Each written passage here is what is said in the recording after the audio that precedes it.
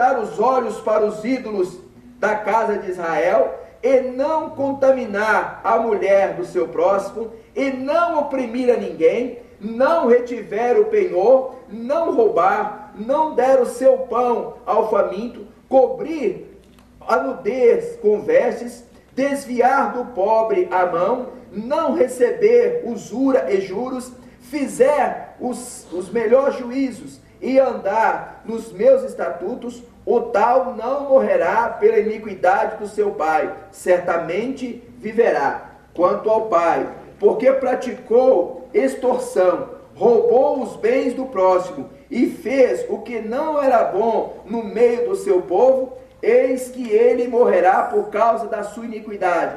Mas dizeis, por que não leva o filho à iniquidade do pai? Porque o filho fez o que era reto e justo, e guardou todos os meus estatutos, por isto certamente viverá. A alma que pecar, essa morrerá.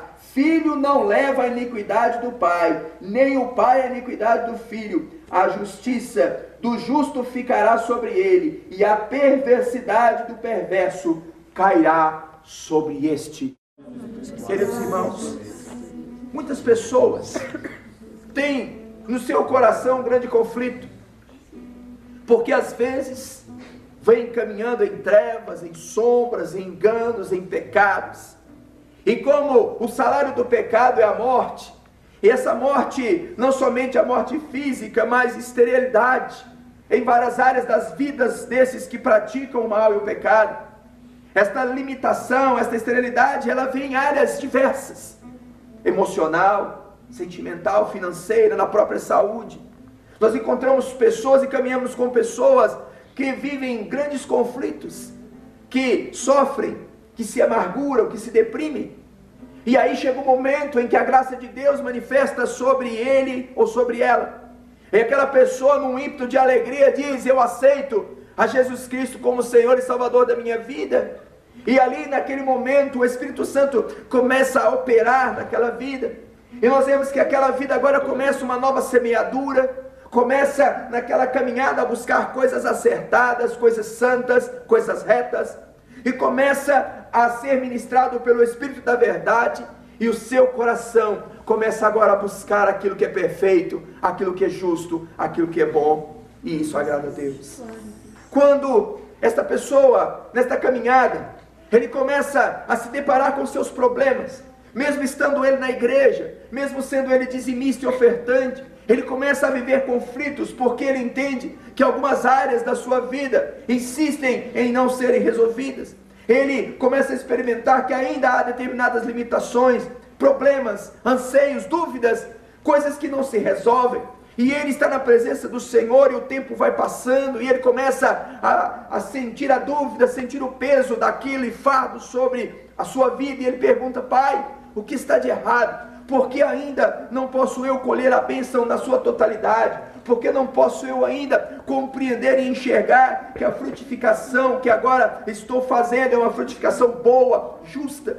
Porque ainda eu não consigo olhar à minha volta e ver prosperidade? Porque ainda eu não consigo olhar do meu lado e ver a pessoa amada, a pessoa que eu quero estar, que quer estar comigo aqui na tua casa, e essa pessoa resiste ao Senhor?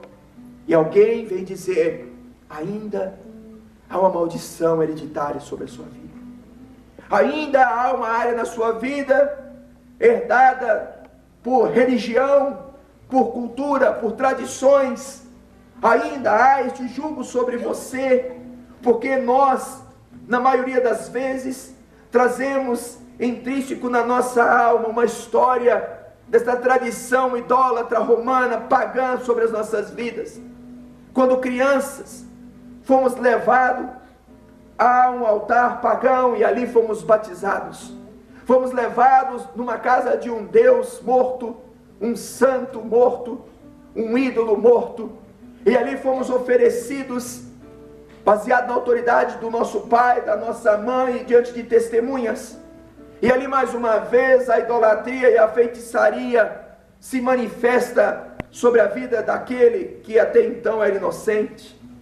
Passa-se o tempo e leva-se estas crianças a coroar ídolos, a se vestir como ídolos pagãos. E aí ensinam a estas crianças a orarem para defuntos, a invocarem pessoas que já morreram, a trazerem sobre si, através dessas invocações, maldição, sim. E aí essa pessoa vai caminhando dentro dessa tradição maligna, que se repete mês a mês, dia a dia, ano a ano. E isso que até então era culto pagão, baseado agora nesta tradição e nessa cultura, passa a fazer parte da vida daquele homem, daquela mulher. Está gravado na sua memória o dia em que ele vai acender uma fogueira, um dia em que ele vai levantar um mastro, um dia em que ele vai fazer comidas típicas. Está gravado na sua memória o dia em que ele vai pegar sua filha pequena, vai vesti-la de anjo e vai fazer com que ela coloque sobre a cabeça de uma imagem de escultura uma coroa simbólica, que nada mais é do que validação de pecado, da idolatria e da feitiçaria sobre aquela criança.